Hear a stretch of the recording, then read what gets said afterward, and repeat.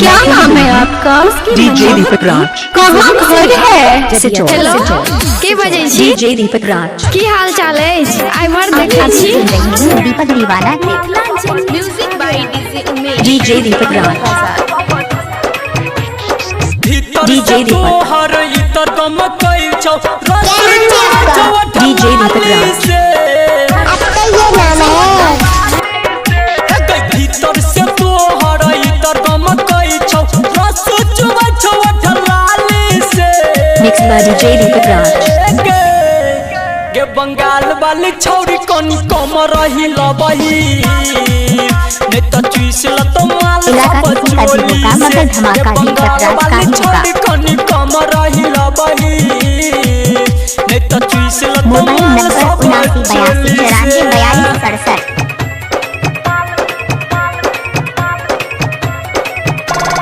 DJ Deepak. DJ Satyam Madna Bazar. Maa music recording studio Ladania. Sijol Bajrang Tol Sijol. तोरे पगरल छौ सबके नजर गेल जल्दी क्या नाम है आपका? लबही छौरी डीजे दीपक। पतली कमर आपका ये नाम है?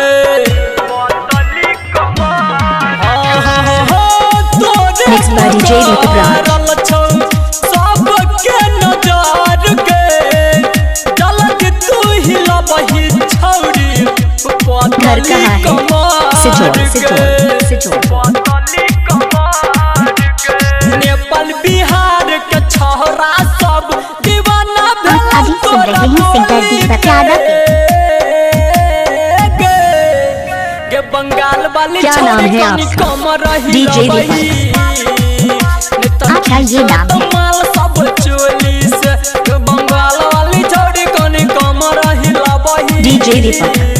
ने त चुइस ल त माल सब चोली से। Mobile number 7982944267। DJ Satyam Madna बाजार। आप अभी सुन रहे हैं दीपक दीवाना के। सुखीपुर बाजार। चढ़ल जवानी तोहर क्या नाम है आपका? डीजे दीपक। मान तौन आपका ये छौरा नाम है? करतौ लहंगा के लीक गए इलाका किसी का भी होगा मगर धमाका दीपक राज का ही होगा। तोहर मोबाइल नंबर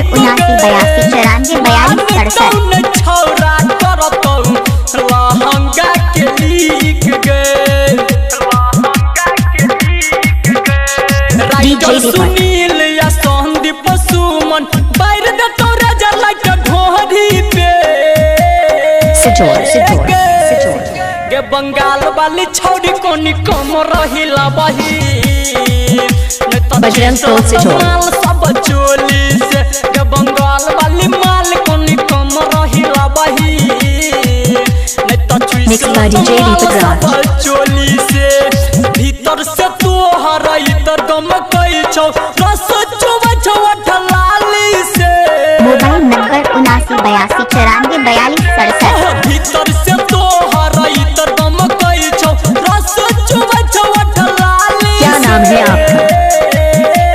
डीजे दीपक।